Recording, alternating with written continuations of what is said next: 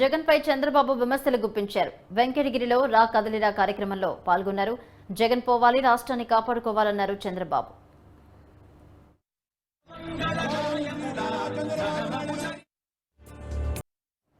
CM Jagan పై చంద్రబాబు విమర్శలు గుప్పించారు. వెంకటగిరిలో రా కదలిరా కార్యక్రమంలో పాల్గొన్నారు. జగన్ పోవాలి, రాష్ట్రాన్ని కాపాడుకోవాలి అన్నారు చంద్రబాబు. నేను యువతకు ఐటీ ఉద్యోగాలు కల్పిస్తే సీఎం జగన్ తిరుపతికి గంజాయి తెచ్చారన్నారు. జగన్ పాలనలో ప్రజలు సంక్రాంతిని కూడా చేసుకోలేకపోయారన్నారు. టీడీపీ అధికారంలో ఉంటే ప్రతి ఇంటికి సంక్రాంతి కానుక అందేదన్నారు. రాష్ట్రంలో ఉద్యోగులకు జీతాలు ఎప్పుడు వస్తాయో తెలియని పరిస్థితి నెలకొందని, అంగన్వాడీలు మొదలు ప్రభుత్వ ఉద్యోగుల వరకు అంతా ఆందోళనలో ఉన్నారన్నారు చంద్రబాబు. సీనియర్ నాయకులను కూడా లెక్క పెట్టుకొని అహంభావం ఎవరిది? అహంభావం అవునా కాదా? అహంకారం అవునా కాదా? ఈయన వల్ల లాభం ఉందా ఈ రాష్ట్రానికి?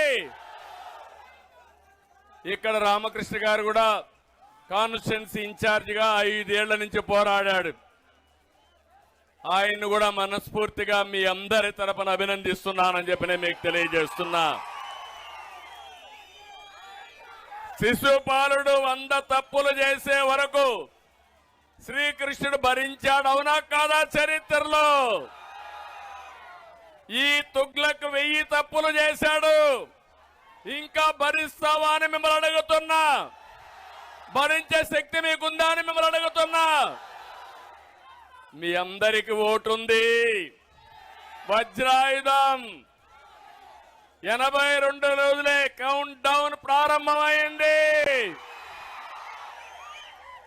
ఇప్పటి నుంచి ప్రతి ఒక్కరు కూడా ముందుకు రావాలి.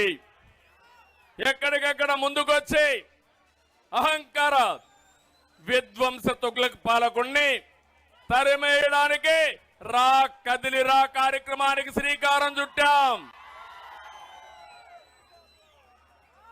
ఒక ఇంట్లో ఒక విషయం మీరు గుర్తుపెట్టుకోవాలి.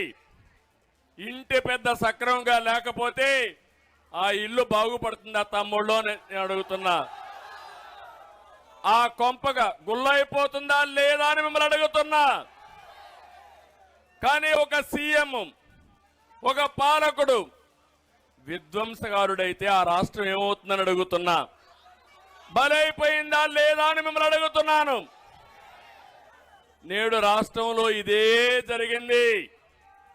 ఒకసారి చూడండి, నేను అడుగుతున్నా, ఇక్కడ ఏ రైతైనా బాగున్నాడా? ఏ యువతకైనా ఉద్యోగం వచ్చిందా?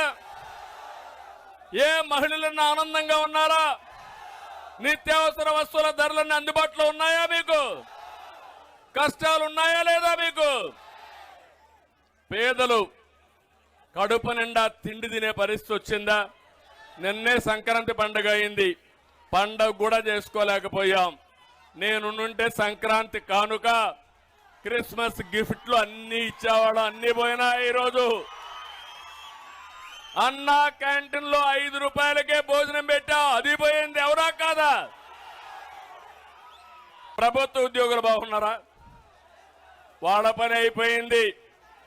ఇప్పుడు వాళ్ళకి కావాల్సింది జీతాలు పెంచమని అడిగే పరిస్థితులు లేరు. 1వ తారీఖు జీతం వస్తుందా లేదా? అడిగితే మళ్ళా జైలు పోతాం కాబట్టి అడగకుండా రాజీ పడే పరిస్థితికి వచ్చారు, అవునా కాదా అని మిమ్మల్ని అడుగుతున్నా. వాళ్ళ పని అయిపోయింది. ఇప్పుడు వాళ్ళకి కావాల్సింది జీతాలు పెంచమని అడిగే పరిస్థితులు లేరు. 1వ తారీఖు జీతం వస్తుందా లేదా? అడిగితే మళ్ళా జైలు పోతాం కాబట్టి అడగకుండా రాజీ పడే పరిస్థితికి వచ్చారు, అవునా కాదా అని మిమ్మల్ని అడుగుతున్నా.